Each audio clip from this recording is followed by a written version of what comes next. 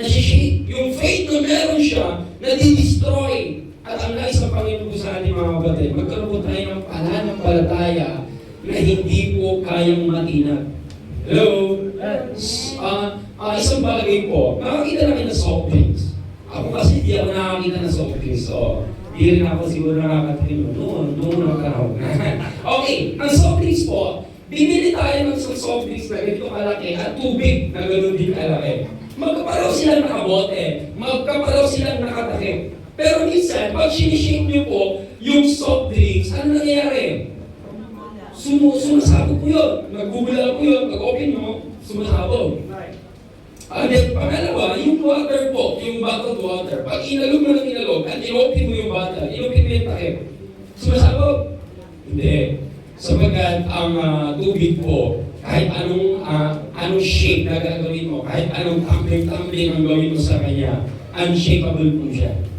Why? Because pure ang laman po niya. Sometimes, ang Kristiyano, gaya ng sa James. Oo, matamis pa sa simula.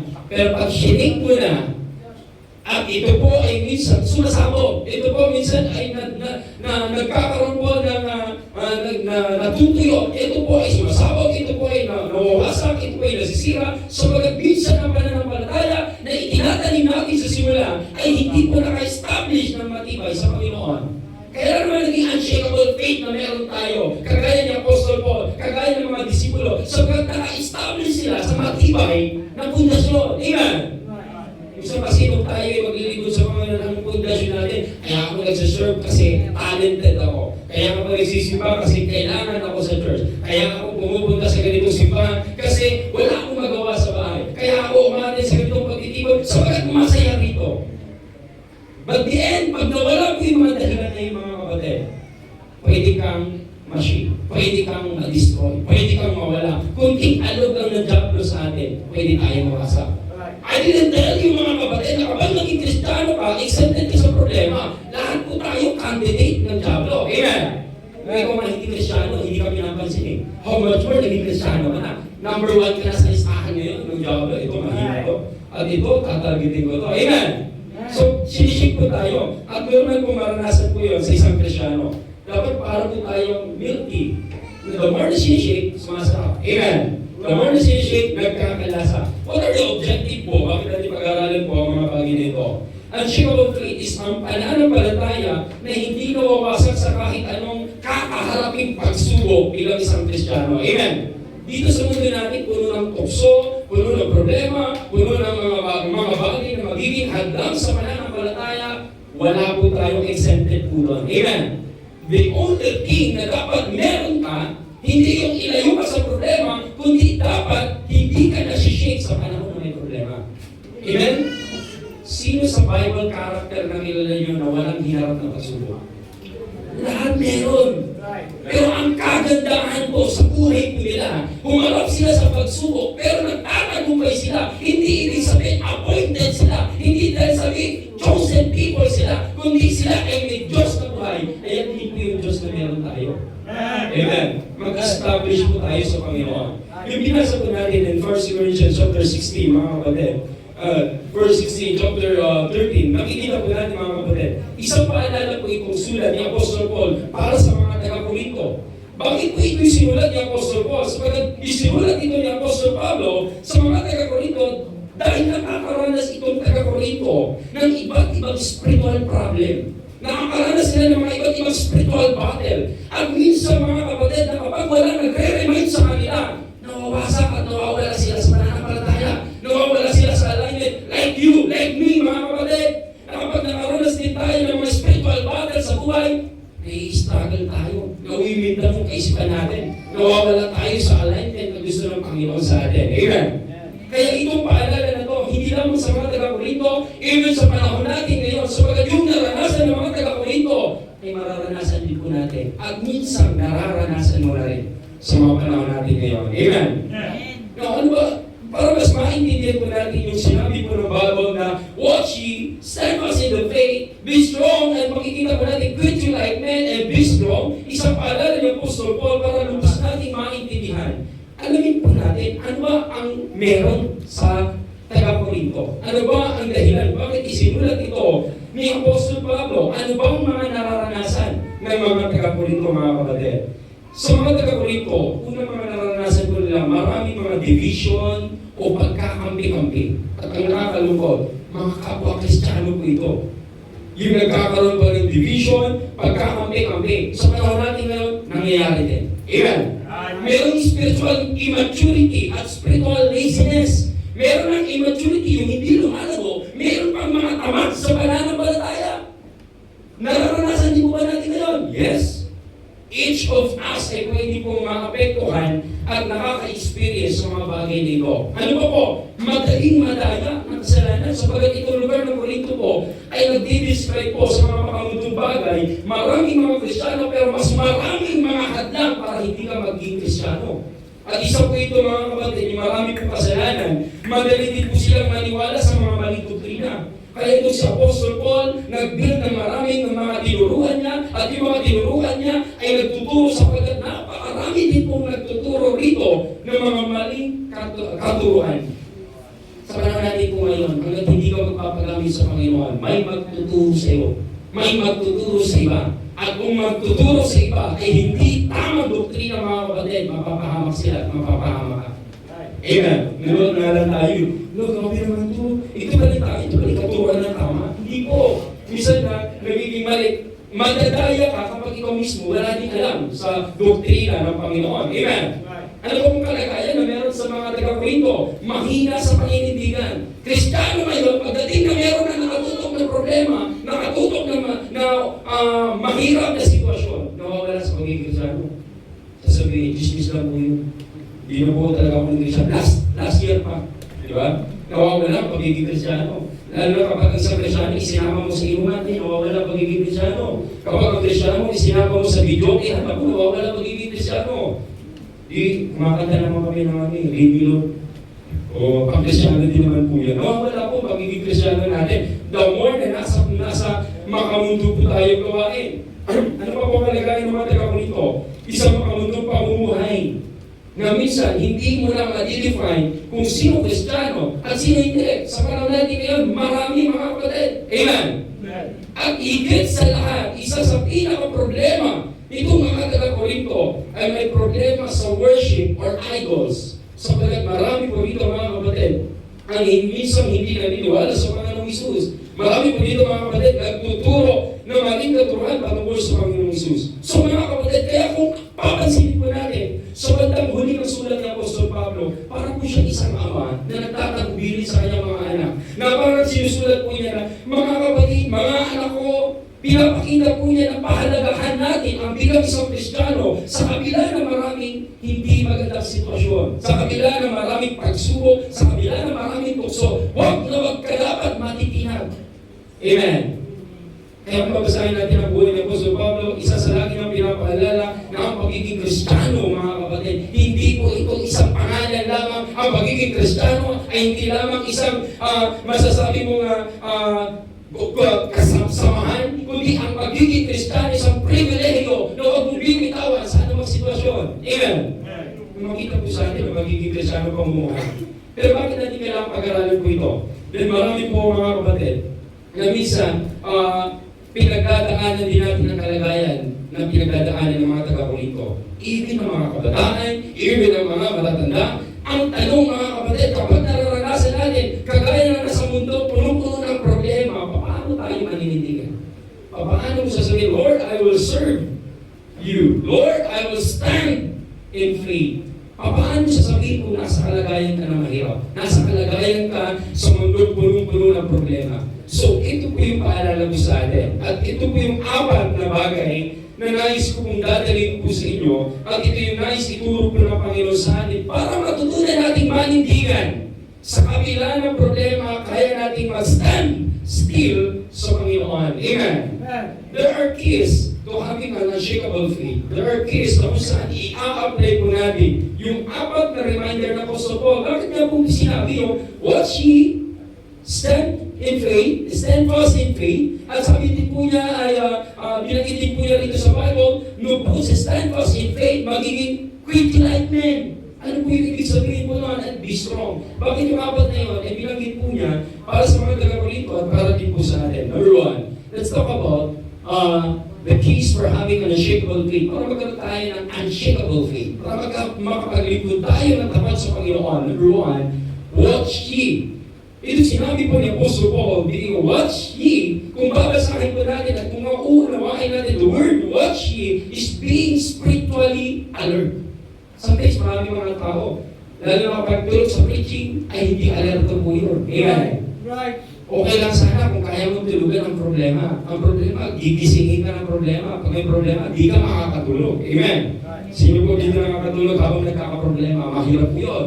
Pero minsan mga kapatid, pag hindi tayo gising, pag hindi tayo alerto, madali kang ipahamak ng mga bagay na pwede mong pagdaanan. According in 1 Peter chapter 5, isa po ito paalala na lagi pong gas-gas na sa Kristiyano, be sober, be vigilant, because your adversary, the devil, is a roaring lion, walking about, seeking whom he may devour. Isang paalala na kapag ang Kristiyano hindi alerto, madali kang mapahamak. Amen? Sino dito nakaranas na manghuli ng manok sa probinsya? Pag nanghuli ka ng manok sa probinsya, hindi magandang oras ang umaga, hindi rin po magandang oras ang tanghali, pati hapon. Ang pinakamagandang oras para manghuli, ano po? Gabi. At magandang hulihin, hindi sa daanan, hindi sa labas. Saan niyo po magandang hulihin? Sa puno, sa kung saan sila natutulog. Doon po kami nanguhuli. Alam niyo po maganda, pagkatapos kami manghuli, pumuputok po yung baril. Alam mo bakit pumuputok po yung baril? Hindi po kasi sa amin yung manok. Nanguhuli lang kami. Pero maganda po yun. Kasi gabi po, tulog sila at steady sila. Nakatalikod, hindi sila alerto sa mga ganung bagay. Minsan po mga Kristiyano, madaling mahuli ng diablo, lalo na kapag hindi ka alerto. Amen. Kala mo tama, mag-cellphone kasi ito yung normal na okay mag-cellphone, pero minsan maging alerto po tayo. Dahil minsan pinapadaan po ito ng diablo, kung minsan ipahamak po tayo. And not only for that, even mga kabataan, even ang mga may edad, pwedeng ipahamak po ng diablo. Amen. No, saan tayo dapat maging alerto? There are things na naranasan ng mga taga-Korinto at pwede natin maranasan sa panahon natin ngayon. Number one, ito po yung mararanasan. Bakit kailangan maging alerto po tayo? Is one thing is worldly distraction. Sa taga-Korinto po, ay marami po sa kanila ang minsan hindi nag-i-stand sa katotohanan at minsan nagiging focus nila ang mga mundong bagay. Sa panahon natin ngayon, marami po ganoon. Magsisimula po yan sa magdadahilan. Pangalawa, dadalalan. Pangatlo, magdadahilan ulit. Sa susunod, wala na magyayaya sa'yo. Kung saan ka na pupunta, wala na nag-inot sa akin. Sino na nag-chat sa akin? Wala na nagsisend ng devotion sa akin. Hanapin mo na lang. So mga kapatid, why? Unti-unti ka lang inilalayo sa Panginoon sa pamagitan ng mga worldly distraction. I know na ang pera makakatulong, pero ang pera din ay makakatulong para wala ka sa Panginoon. Ang trabaho nakakatulong, pero minsan ang trabaho at madalas ang trabaho nagpapalayo sa Panginoon. Mamahalin mo si boss, iiwanan mo ang Diyos. Amen? So mga kapatid, marami po mga tukso, iba't ibang paraan, iba't ibang kung saan ka nakafocus, doon ka tutuksoin. Yun ang nangyari po sa mga taga-Korinto. Kaya paalala po, minsan po, ni Apostle Paul na isinulat din po niya sa book of Romans, chapter 12, verse 2. Sabi po, the Bible, it be not conformed to this world, but be transformed by the renewing of your mind, that ye may prove what is that good and acceptable and perfect will of God. Hindi mo magagawa ang acceptable sa Panginoon, ang perfect para sa Panginoon, ang will ng Panginoon, hanggat hindi ka magbabago ng kaisipan. Amen? Nakakasubok na po ba tayo na gusto mong magtanim sa isang paso, pero yung paso may nakatanim? Hindi talaga matutuwa ng ibang pananim kung hindi mo bubulutin yung nakatanim. Amen? So, let's renew mga kapatid. I-renew natin. Kapag sinabi renewing of your mind, hindi po sinasabi dito na utang lang. Kasama na po ang buong kaisipan, ang buong puso, ang buong buhay po natin. Sapagkat kapag ang focus natin ay nasa mundo, ilalayo ka sa mga gawaing mga Diyos. Proof and proven and tested na po yan ang mga Kristiyano mga kapatid. Pangalawa, Satan's strategies. Itong Satan's strategies, ginagawa rin po yan. At nararanasan din po yan mga kapatid ng mga churches po noong unang panahon. Isa po sa mga paalala, isa po sa mga nangyayari po dyan, may mga paraan po ang diablo at mga sitwasyon na inihahanda po niya upang ang mga Kristiyano magkaroon po tayo ng panghihina sa pananampalataya. Sometimes yung nagiging kalakasan mo noon, encouragement mo na ngayon. Sometimes yung mga nag-i-encourage sa'yo noon, yun ang magdi-discourage sa'yo ngayon. Yung dating kasama mo, hindi mo na nakakasama. Yung dating nag-i-hikayat sa'yo maglikod, yun yung humihila sa'yo para huwag maglikod. Amen? So mga kapatid, yung minsan nagiging purpose mo sila para sila magpatuloy, sila yung magiging reason para magiging dahilan mo sa pag-tigil, sa paglilingkod. Marami pong strategy ang diablo. Magkaka-kapwa-Kristiyano, mag-aaway-away, magkaka-churchmate, magkakagulo, magkakaroon ng irinan, magkakaroon ng inggitan, magkakaroon ng yabangan at pasiglaban at strategy po yun ang diablo. Amen?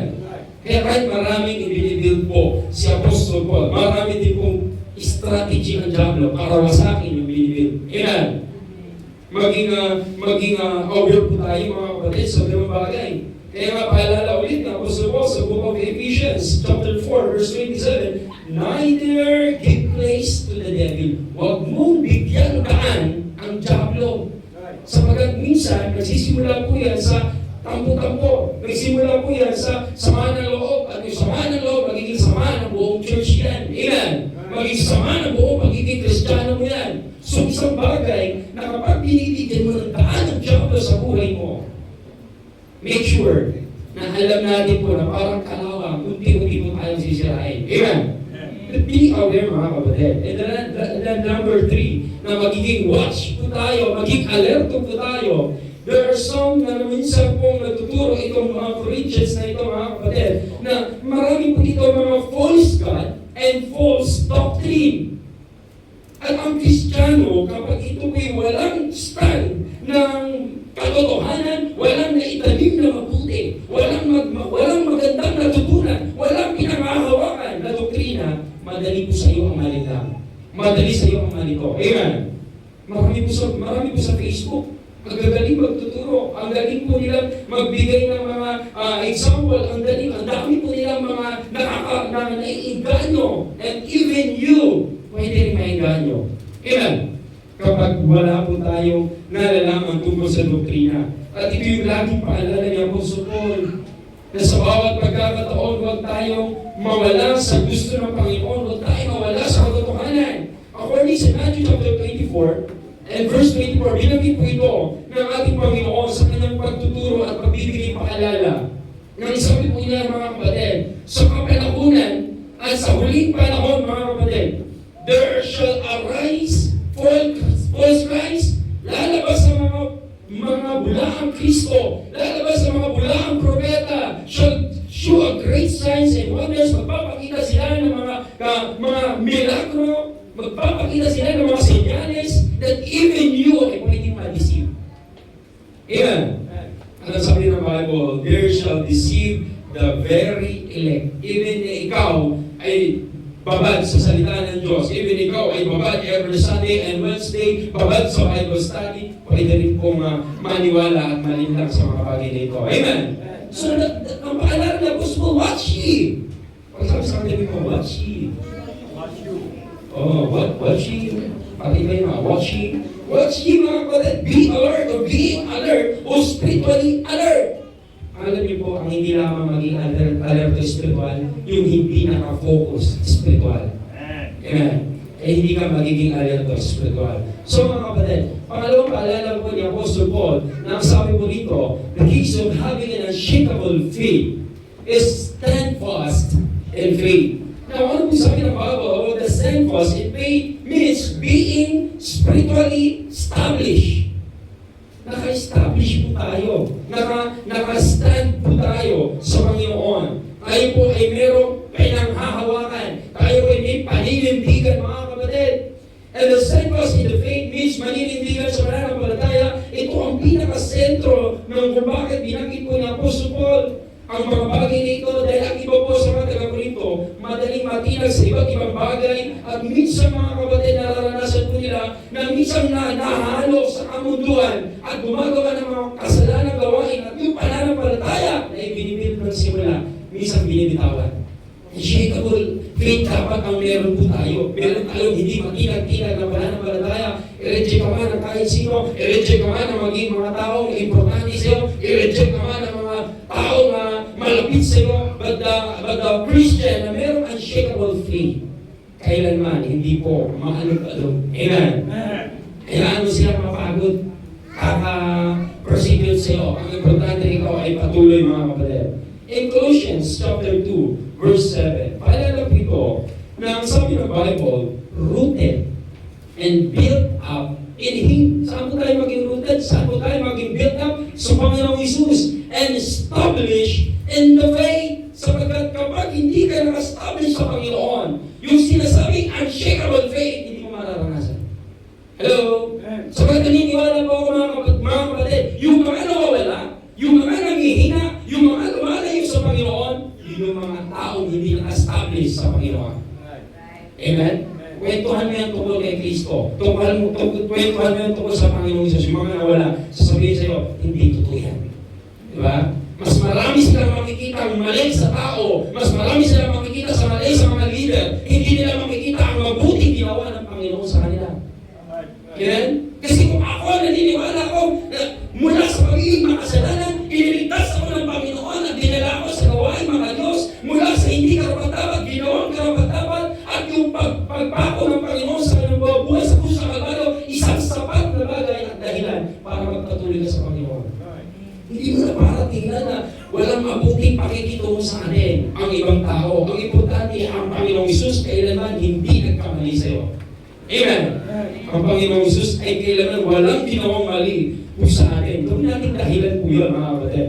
Now, bakit kailangan po natin maging rooted sa Panginoon? Bakit kailangan maging grounded sa Panginoon? Bakit kailangan maging established po tayo ang iyong pananampalataya mo sa Panginoon? Why? Because number one, sabi po rito mga kapatid, faith will be shaken by trials. Talagang lilig-ligin yung pananampalataya mo. Nakita na po ba kayo ng mga bamboo, yung kawayan? Yung kawayan at yung mga puno ng nara, kung ikukumpara mo naman sa nara, matibay yung nara. Matibay yung mga kahoy. Yung kawayan po, ang lambot lang po yan. Ang guhuna po yan. Hindi nga po pwede kang gamitin pangpatibayan. Why? Kasi malambot lamang po yan. Pero sa panahon ng malakas na hangin, ang unang tatayo at matitira, kawayan. Why? Sumasabay po yan sa agos. Kahit isi-shake ng maraming bagyo, mananatili. Amen? Mananatili po yan. So mga kapatid, makikita po sa atin na ang pagiging mananampalataya ay isi-shake talaga tayo ng trials. Nakita niyo po si Job. Si Job po ay hindi natutuwa ang Diablo sa buhay ni Job. Even si Job masaya, even si Job mayaman, even si Job faithful sa Panginoon. Pero meron talagang hindi matutuwa ang yung Diablo. Sa katabi mo. Ayan. Talagin mo, natutuwa ka ba sa akin? Pag natutuwa yan sa'yo, uy, sa Diyos yan. Diba? Kasi pag hindi yan natutuwa sa'yo, nasa simbahan ka na, kinaingitan ka pa, nasa simbahan ka na, galit pa, nasa simbahan ka na, ginagawa ka pa ng mali. Aba, hindi sa Diyos po yan. Amen. So, pag naniniwala po ang tao nasa Diyos, walang masamang iisipin sa kapwa. At mabubuti ang ating pong hangarin.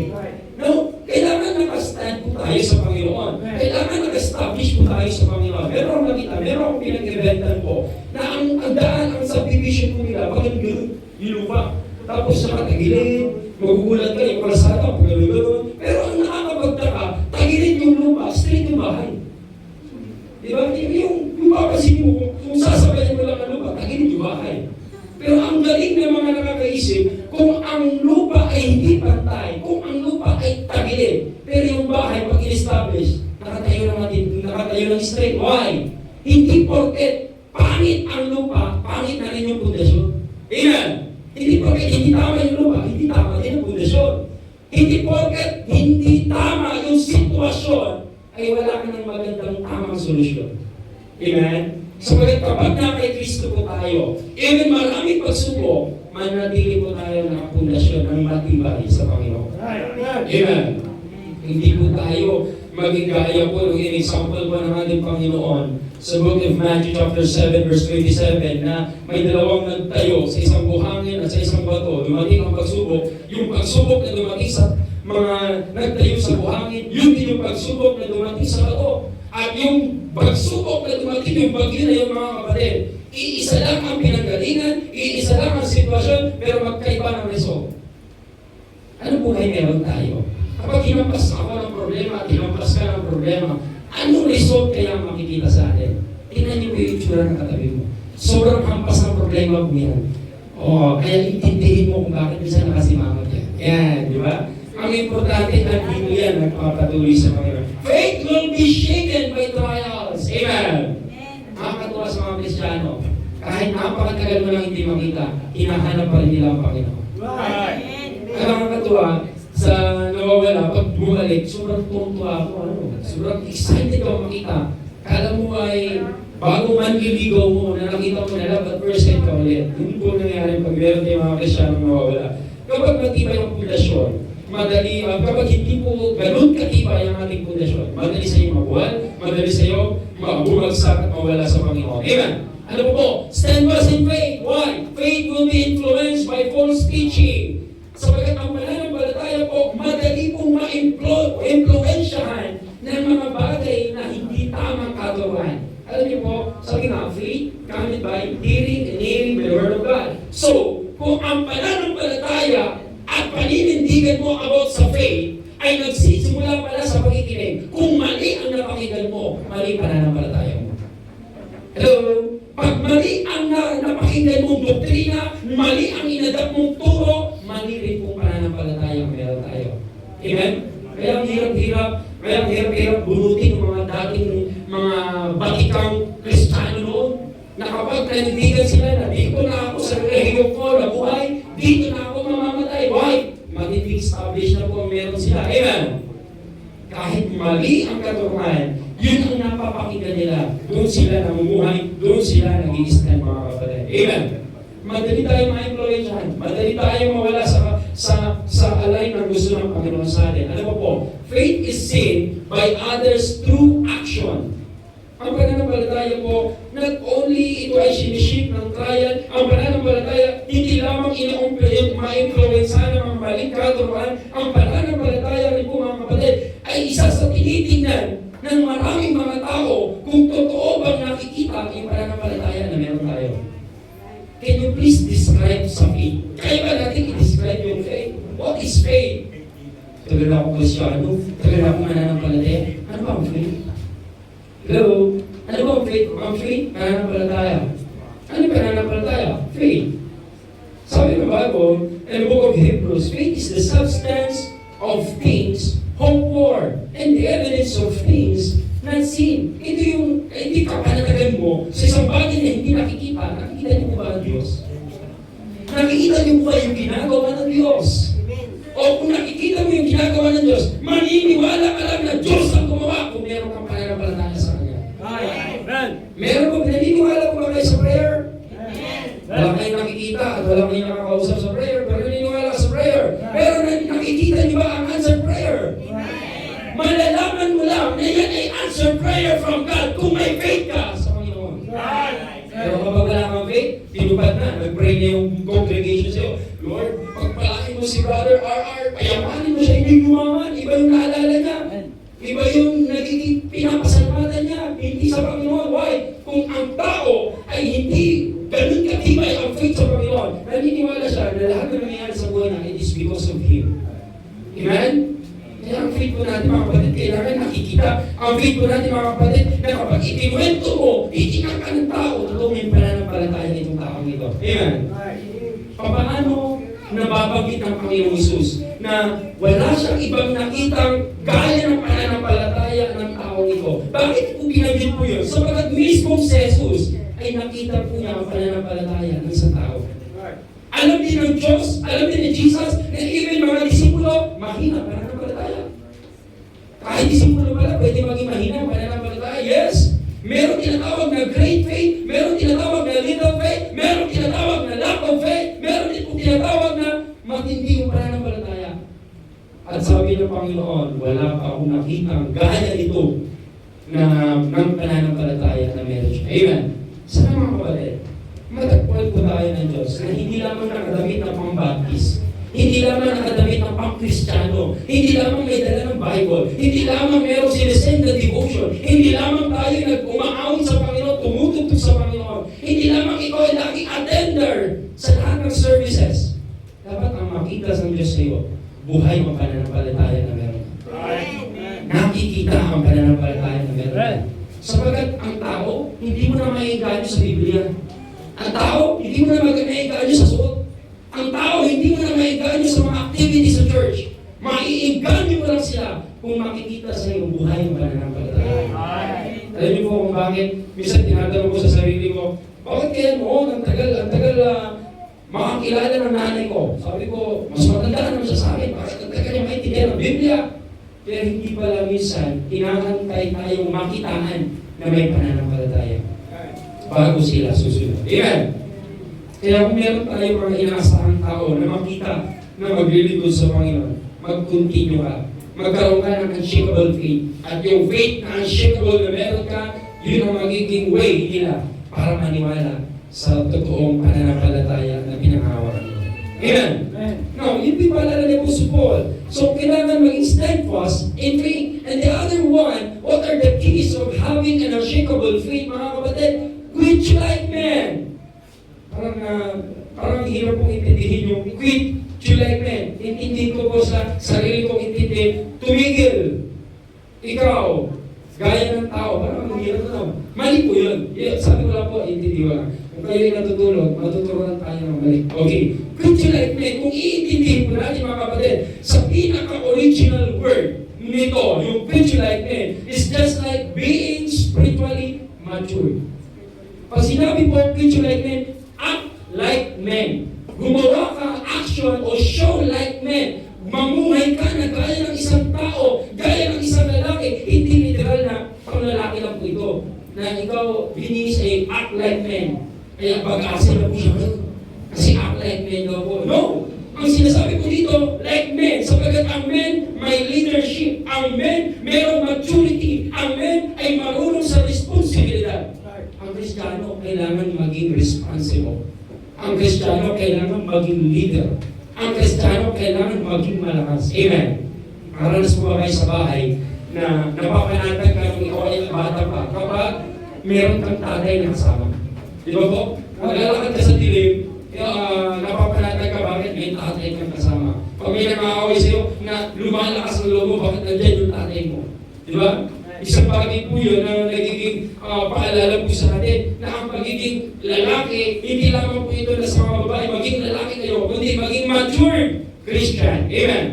Magpakatatag, maging malago at maging mature na Kristiyano. So mga kapatid, bakit ito sinabi niya Apostle Paul? Dahil marami po sa mga taga-Korinto na immature sa spiritual. Marami sa kanila ang carnal mag-isip. Marami sa kanila ang carnal na pamumuhay. What is carnal? Ito yung namumuhay ka na Kristiyano sa isipan, Kristiyano sa alam mo, pero yung pamumuhay na meron ka ay gaya ng unbeliever. Nag-iisip ka gaya ng mga nasa laman. Nagkumagawa ka gaya ng mga sarili mo lang na ginagawa at walang pagbabago. Amen. Matagal ka Kristiyano pero hindi ka lumalago. Ang tawag sa'yo, bulging Christian. Tingin ka sa katabi mo. Yan. Hindi po yan bulging. So mga kapatid, let's talk about the word maturity. Bakit ito kailangan maging mature? Kaya ang isang paalala ulit ng Apostle ko sa mga taga-Corinthians in verse 13 chapter 13 verse 11, when I was a child, I spake as a child. At makikita natin mga kapatid na kung ikaw ay nasa tamang edad, ikaw ay mature Christian, sapat na natuto ka manalangin, tinanggap mo ang Panginoong Isus, naturuan ka na sa salita ng Diyos, alam mo na ang mga batas ng Diyos, alam mo na ang mga paalala ng Diyos. Wala nang rason para sabihin mo hindi mo magagawa o hindi mo gagawin ang salita ng Diyos. Amen. Tinuruan ka ng kumain ng kanin. Tinuruan ka ng maghiwa ng karne. Tinuruan ka ng magluto ng manok. Tinuruan ka ng kumain ng mga matitibay na pagkain. Pero ang hinahanap mo, gatas. Ang tawag sa'yo, boji. Alam na kapag ikaw ay 50 anyos na. Ilang taong tayo Kristiyano? Gaano na tayo katagal na Kristiyano? Sa Kristiyano pananampalataya, hindi patagalan. Sa Kristiyano pananampalataya, hindi basihan ng edad. Sa Kristiyano pananampalataya, mga kapatid, ang basihan kung kailan ka magmamature, kung kailan mo ina-adapt ang salita ng Diyos na ipamuhay mo sa buhay mo. Ayan. Kaya hindi tayo paramihan ng verse. Hindi tayo gaya ng mga nagsasalita sa TV na lahat ng Bible verse nasa utak. Hindi man po tayo. Minsan nga, meron ako napakinggan. Hindi nyo maalala yung chapter, yung verse, at saka yung text, pero alam niya kung ano sinasabi. Okay lang po yun. isang paalala po sa atin, hindi naman para mayroong verse ang kailangan. Ilang verse ang ipinamuhay mo sa buhay mo. Kaya pa sinabi life verse, yung verse na ipinamuhay mo sa buhay mo. Amen.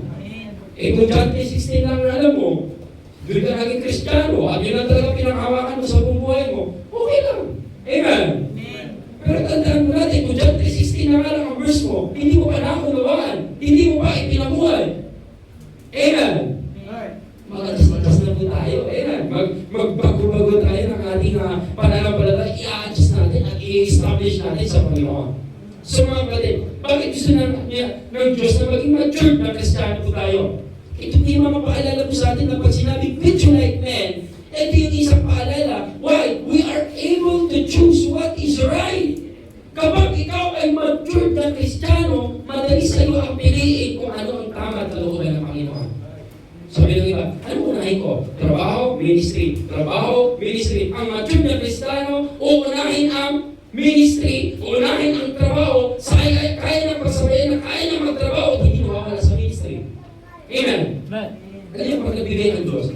Hindi po yung magbibigay ang Diyos ng blessing na ilalayo ka sa Kanya. Ulitin ko po although yung trabaho, minsan tinitingnan natin blessing. Pero kung maniwala ka, kung ang trabaho, nagpapalayo sa isang ministry, nagpapalayo sa Panginoon, hindi nagbibigay ng pagpapala ang Diyos na mawawala ka sa Kanya.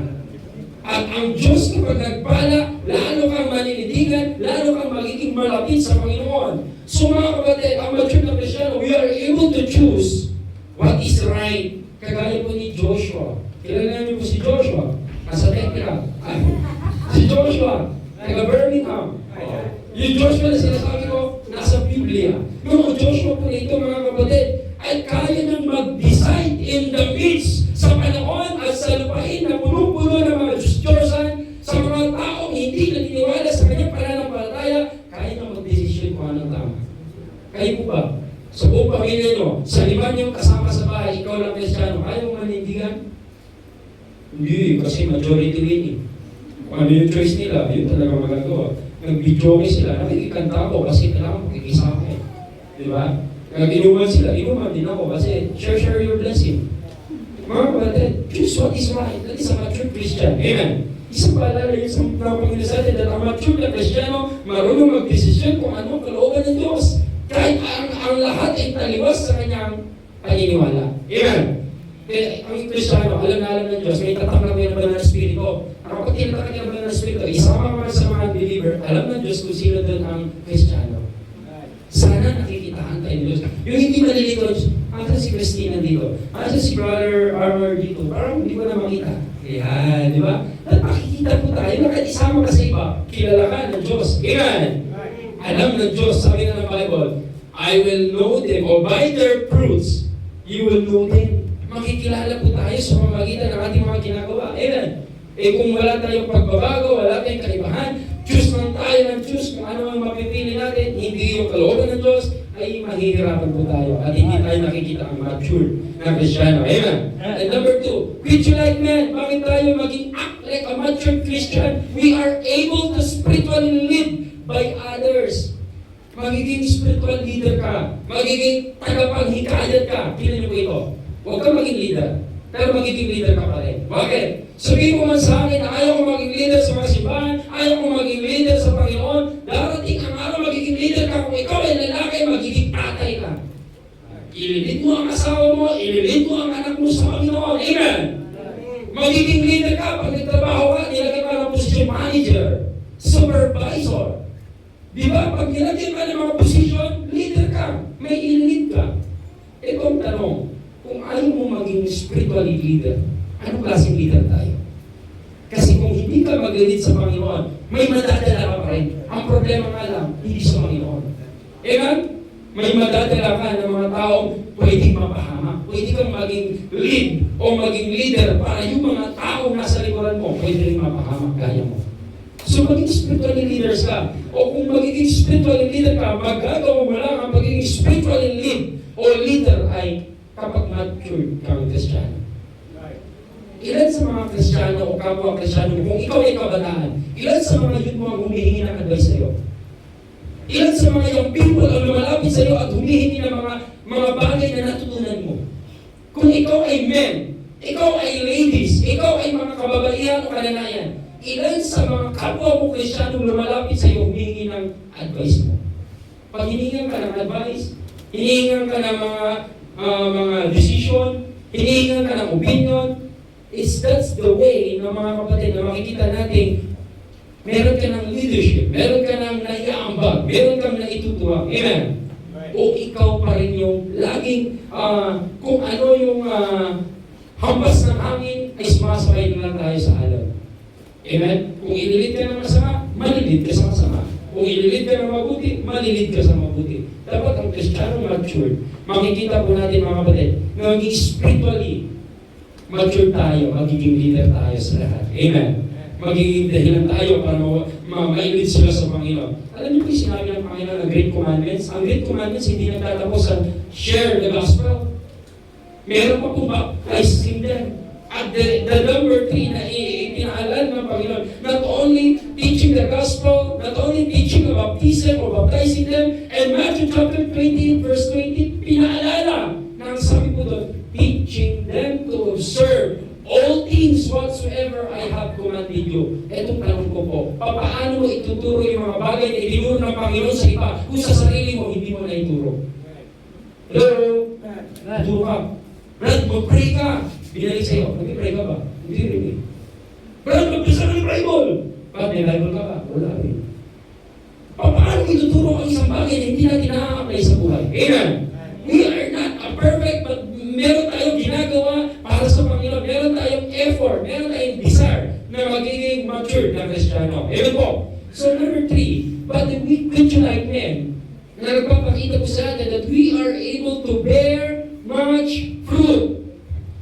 Maging mature ka sapagkat ang paalala ng Panginoon sa atin, ang matured at ang malago nagbubunga. Hindi ka kailangan magbubunga hanggat hindi ka malagong Kristiyano. Kailan mo inaasahang magbunga yung pananim mo? Kapag malago na. Kung yan ay bubuit pa lang, huwag kang maasa magbunga yung bukas. Ayan. Pero mag-expect ka na magbubunga yan kung yan ay 3 years na, ang laki-laki na, ang dami ng dahon, ang dami ng sanga, ang titibay ng puno, asahan mo kung mangga yan, magbubunga talaga yan. Ayan.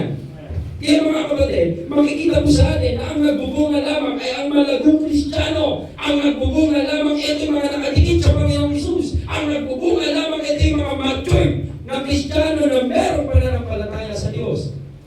Amen? Pag tinanong tayo ng Diyos, Christian, asa ang bunga mo? Unang magiging bunga po natin ang sarili po natin sa Panginoon. May pagbabago, may pag-matured, may pagkakaiba na mula noon sa ngayon. Isa po yun sa mga makikita. At makikita rin natin meron tayong mga nadadala sa Panginoon. Ang spiritually matured believer ay namumunga para sa Panginoon. At hindi lamang namumunga, nagdadala ng bunga sa Panginoon. Amen? Kapag tayo po ay mayroong ganun pananampalataya mga kapatid, yung unshakable faith. Kapag ikaw ay nasishake, hindi ka mag-mature. Kapag ikaw ay nasishake, naliliglig ng diablo, hindi ka tatatag sa Panginoon. Hindi ka titibay sa Panginoon. Nagawa po kami ng terrace po namin, ang kami ng tambak. Then, nung tinapakala po namin, naglagay po kami ng hollow block. Ang labot na po ng hollow block na nalungkot nga kami nung nabili po namin. Medyo, pag hinipo mo, natutunog. Talaga, parang ginawa lang po sa lupa. Parang pinatilas na lupa, nilagyan ng puting semento. Eh, nung ginamit po namin, dahan-dahan, lalo na kapag hinahati, ang hirap pala hati ng hollow block. Alam, yun ang pinakamahirap. Mas madali pa gano'n. Mas madali durugin. Oo, mga buhangin. So, ito po yung point ko. Yung hollow block, matibay na. Yung hollow block, matibay na siya, at pwede siya mag-pundasyon. Pero ang tanong, bakit nilalagyan pa ng semento sa gitna? Para mas matibay pa, mga kapatid.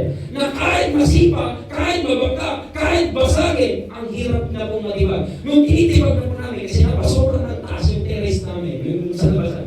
Napasobra, malapas tao, napataas na. Ang baduy tingnan. Kung kailan natuyo, tinanggal namin. Ang hirap tanggalin, yung mga inilagay mo halaw lang, sabi ko, ba't ang hirap nito tanggalin? Gusto ko lang sana, putulan lang ng kaunti. Ang hirap pala na tanggalin, kasi nalagyan mo na ng simento sa gitna. So mga kapatid, ang isang matured na Kristiyano, kahit anong miglig ng kaaway, kahit anong tibag ng kaaway, pag ikaw ay marami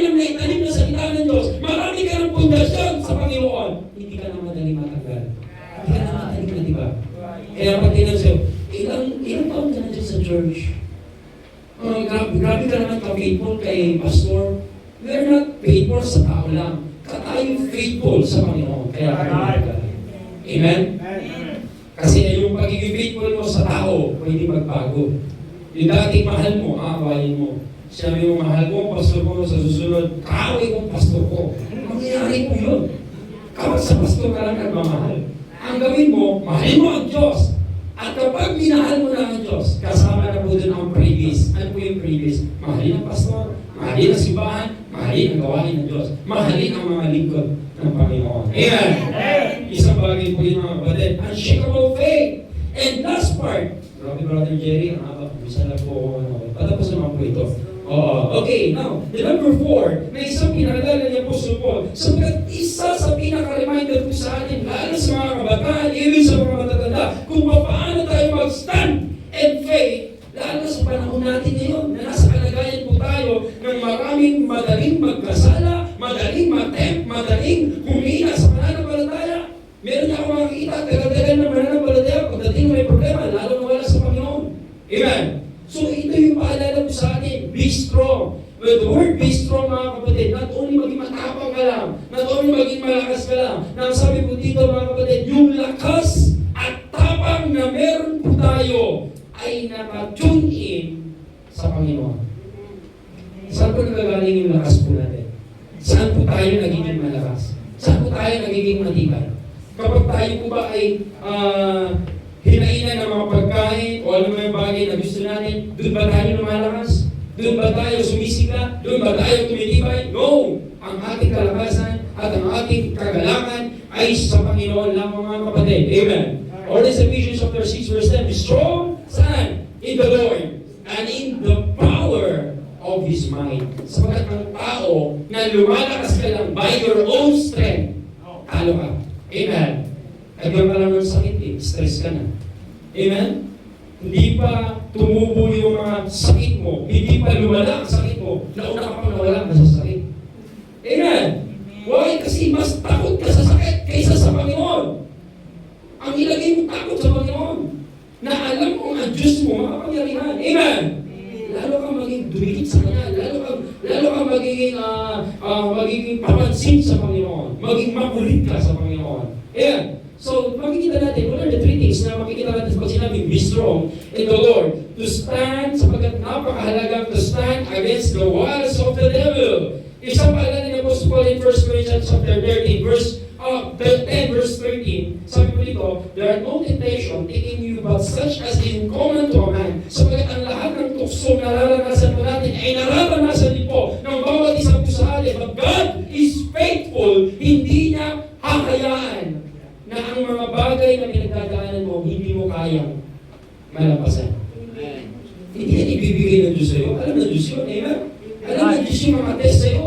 Alam ng Diyos yung mga bagay na pwedeng isubok sa'yo. Alam ng Diyos yung mga bagay na ibibigay sa'yo. Kaya nga kung maalala niyo po ang story ni Job, lagi siyang may limit. Pag sinabi niya kay Satan, sige, galawin mo. Pero, hindi lang. Diba? O sige, subukin mo. Pero, huwag mong idamay ito. Isipin niyo po, kontrolado ng Diyos. Even ang diablo makapangyarihan, kaya nang kontrolin. Pag sinabi niya, may sakit na pupunta sa'yo. Bibigyan ka ng sakit ng diablo. Sabihin niyo sa'yo, yung 10, bawasan mo, siya lang. Sabihin niyo, merong control ang Diyos. And God knows na kapag dumating yan sa'yo, ano na Diyos kaya mo? Anak ko ba tayo ng Diyos? Tatay ko ba natin ang Diyos? Kung ikaw nga, masamang tao, isang normal na tao, walang kapangyarihang tao, na kapag ang anak mo ay pinagbubuhat mo na mabibigat, alam mo yung kaya lang nila gawin. At kaya lang nila buhatin. Kung ikaw nga nakakapag-isip ng gano'n, oh, sure, ang God natin. Mas mabuti siya kaysa sa'yo. Mas dakila siya kaysa sa'yo. Amen. To stand against the wiles of the devil, isang paalala po ito, na even ikaw kabataan, hindi po kayo kabataan ka, mahina ka, hindi pwede ikaw matanda, kulubot ka ang balat mo, mahina ka na din. No! Ikaw man ay matanda o bata, sa paningin ng Diyos, pareho tayong anak ng Diyos. At kung ano ang kalakasan ng isang kabataan ay binigay ng Diyos, hindi po yung kalakasan na pwede sa inyo. Amen? Kasi hindi lang, kasi hindi pa ako matanda. Di ba ako matanda? Di pa kayo matanda.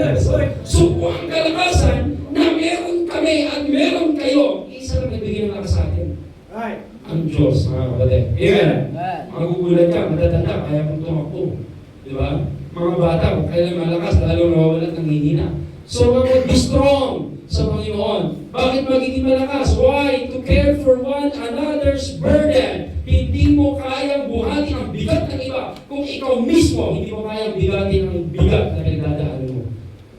Maging malakas po tayo. Sabagat maging kalakasan din po tayo ng ibang mga tao na hihina. Amen. So, sabi sa 1 Corinthians chapter 12, verse 25, kaya Apostle Paul naturo ulit that there should be no schism in the body, but the members should have the same care one for another. Hindi po tayo nagpapaligsahan, hindi po tayo pag meron tayong kapwa, hindi tayo nagkakaroon ng passive laban, kundi nagkakaroon po tayo ng pakikisama sa isa't isa. Meron tayong malasakit sa isa't isa. Binubuhat natin yung bigat na meron sila. At hindi po tayo nagpapabigat para sa kanila. Amen. Pero magagawa mo lang na buhatin yung bigat na meron sila kung ikaw mismo malakas. Di ba? Pag kaya mo buhatin, tapos nakawala sa iba, siya, may rin yan. Di ba? Buhatin mo na rin yan. Ang hirap kayo buhatin ang bigat ng iba kung sa sarili mo bigat na bigat. Tingin ka sa tabi mo. Ayan, o. Kita niyo po yung bigat na pinagdadaanan niya. O, tulong-tulungan mo natin. Sumagot yung katabi mo. Ikaw kasi yung mga bigat na pinubuhat niyo. Ikaw yung nagpapaburden sa akin talaga. Huwag naman ganun, no? Kaya hindi makangiti sa'yo. Nakatabi ko pa yung burden ko. Huwag naman ganun. Dapat kalakasan mo. Kaya minsan nagkikanalan yung napapansin mo sa mga kasyano. Pagsisimba, alam na alam kung saan sila uupo. Uy, upo ako yun. May nakaupo. Ako nakaupo dyan na. Di ba yung mga ganun? Parang nagkikinormal sa'yo. Kapag uupo ka, dito ka talaga pupunta. Kaya yung mga dati, baka bago doon eh. Alam ba, may nakaupo rito, dito na ako sa kabila. Di ba? So, may nakatabi kang bago, sabi mo, nakatabi ko ba itong makakapanghinang? Di ba? Wala ka nang inisip, hindi na preaching, makatabi mo na. Amen! Di ba, brother Mark? Amen! Amen! Hindi ka pa lumipat. Okay na dyan. Sige. Okay. To care for one's another burdens. So, lastly, mga kapatid, to be found faithful in His family. Alam mo bakit tayo magmamakas? Hindi porket matandaan na tayo, sinama ko sa sarili ko, tatanda din ako. Okay. Hindi porket matanda na tayo, ay ibig sabihin, patapos na ang buhay mo. Hindi natin alam kung hanggang kailan mo tayo sa mundo. Amen. Paano makapunta tayo ng Diyos? Ano kaya buhay, mananampalataya ang makita ng Diyos sa atin? Kung hindi ka maging malakas hanggang dulo, kung hindi ka maging matibay hanggang dulo, walang kwenta yung malakas sa simula, pagdating sa dulo, tumigil. Walang kwenta yung power sa simula, pagdating sa dulo, nalobal. So, ang kailangan ng Diyos hanggang sa dulo, even hindi ka man ganun kasigla sa simula, pero nagpapatuloy ka, panalo ka din. Amen? Makitaan na lang tayo ng Diyos na faithful. At sa pagdating po niya, sasabihin siya, well done, thou good and faithful servant. Amen. Tapos bibigyan ka ng corona, bibigyan ka ng medalya, bibigyan ka ng mansion. Amen. Eh kung makita po tayong tamad, makita po tayong lazy, makita po tayong immature, makita po tayong hindi lumalago, makita po tayong makasalanan, ano kaya sabihin mo sa atin? The wicked and slothful servant. Amen. Eh, sabi mo sa 1 Corinthians chapter 4, verse 2. Lastly, mga kapatid, na sinabi ko dito. Sabi niyo sa Paul, moreover, it is required in stewards, maging katiwala, that a man be found faithful. Sa isang katiwala, matagpuan po tayo, mga kapatid, na isang tapat na katiwala ng Diyos. Amen. Alam niyo ba yung mga tapat na mga nangangamuhan? Laging hinahanap sila. Di ba? Mahal na mahal sila. Meron ako isang nakitang tapat na katiwala. Matagal siya nagtrabaho sa isang tinarabahuan niya hanggang nawala na lang yung amo at yung anak na lang yung natira. Lumaki na yung anak. Kinikilala na siyang nanay, kinikilala na siyang tatay. At nung nakalala siya ng problema, alam niyo po, nakakatuwa. Sapagkat nagbigay ng tulong itong tinirhan niya noon, tinatrabahuan niya noon, nung walang kapalit. Ang sarap pong hanapin at makita po sa atin, katiwala po tayo na may mabuting puso at mabuting ginagawa. Amen. At makikita po natin na hindi po para baliwalain po yun ng Panginoon sa atin. Kung tawa, nakakaisip na gano'n, mas ang Diyos po sa atin. Amen. And our conclusion po, a faith that is rooted in God will never be easily shaken. Kung isa kang pwedeng machine na bagay, anong klase kang pwede kang machine? Anong klase kang